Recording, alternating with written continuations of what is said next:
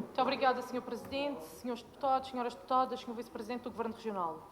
Este orçamento suplementar decorre, como sabemos, da situação pandémica que se instalou, que por sua vez acarretou graves consequências económicas e sociais, tanto para as famílias como para as empresas.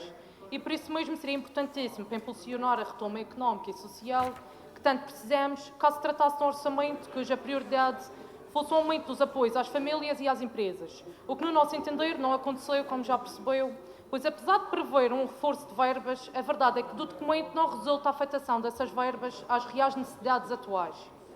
Ou seja, nesta fase em particular, seria importante um plano de ação e de recuperação económica, bem como as medidas específicas e concretas de combate à crise, tal como as que apresentamos em sede de especialidade.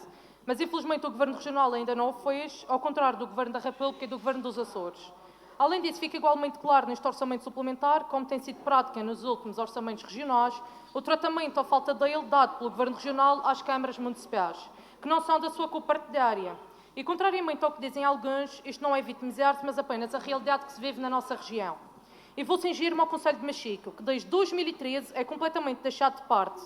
Aliás, parece que já nem faz parte do mapa da região. Vou dar como principal exemplo a falta de celebração de contratos de programa com o município de Machico, um sinal claro da discriminação exercida pelo Governo Regional a este Concelho. E não basta dizer que não celebra contratos de programa porque se faz a obra, porque no caso de Machico nem uma coisa nem outra. Aliás, importa relembrar que quando a Câmara era PSD foram celebrados contratos de programa no valor de cerca de 23 milhões de euros e desde que mudou de cor a verdade é que nem um cento de autarquia em contratos de programa. E sendo os contratos de programa importantes instrumentos financeiros celebrados entre o Governo Regional e as câmaras municipais, designadamente para investimentos importantes nos respectivos municípios e, por sua vez, impulsionar a economia local, é de lamentar que isto não seja uma realidade para Machico, já que esta atitude por parte do Governo Regional coloca em causa e prejudica a população machiquense, que se vê privada de investimentos locais tão importantes no seu concelho. E, por isso, vou dar apenas alguns exemplos, como a recuperação da lota do Cancel, que precisa de obras urgentes, como a Escola de Água de Pena, do primeiro ciclo com pré-escolar, que também carece de obras urgentes, tendo em conta os problemas estruturais graves do edifício que colocam em perigo as crianças que frequentam esta escola. Quanto aos espaços destruídos no Parque Desportivo de Água de Pena, na sequência do temporal de 2013, também ainda estão por recuperar, o que até hoje tem sido evitado pelo Governo Regional. E, apesar do que disse o Sr. Presidente do Governo, a verdade é que não se tratam de obras de manutenção da responsabilidade da Câmara, mas sim obras da responsabilidade do Governo. Gostaria ainda de aproveitar esta discussão para dizer que as ajudas à população do Porto da Cruz, que tiveram igualmente prejuízos na sequência da intempérie de 2013, lamentavelmente também ainda não chegaram às pessoas mesmo passados 7 anos. E ao falar do Porto da Cruz é importante recordar também a questão do cemitério, que está a ser avaliada por uma comissão de acompanhamento para estudar qual a melhor solução para aquela infraestrutura, pois ao contrário do que disseram alguns, não se resolve apenas com o tapar de algumas fendas.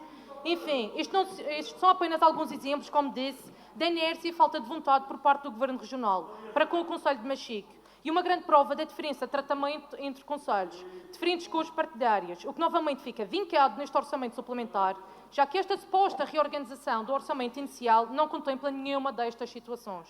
Fica também claro que, em vez do Governo Regional auxiliar as câmaras municipais e as juntas de freguesia nos investimentos que têm planeados, prefere verter altas verbas para as casas do povo e outras instituições numa atitude de respeito para com os autarcas e com a população. E apesar deste orçamento suplementar alterar o valor do orçamento da região em 287,7 milhões de euros, ou seja, apesar de dispor agora de recursos financeiros bem superiores, a verdade é que a discriminação às autarquias, como a de Machico, mantém-se, já que não se prevê também qualquer reforço de verbas para o Concelho, o que é extremamente preocupante, não só para a população, que carece de mais apoios económicos e sociais, nesta fase em particular, como para as empresas, sendo grande parte delas familiares e que têm sobrevivido com grandes dificuldades no seu dia-a-dia, pois apesar da falta de receitas, continuam a ter imensas despesas. Por fim, gostaria de concluir dizendo que precisamos de outra postura política por parte do Governo Regional, em que não se diferencia as cores partidárias, porque o interesse é público e a população não pode ser discriminada. Obrigada.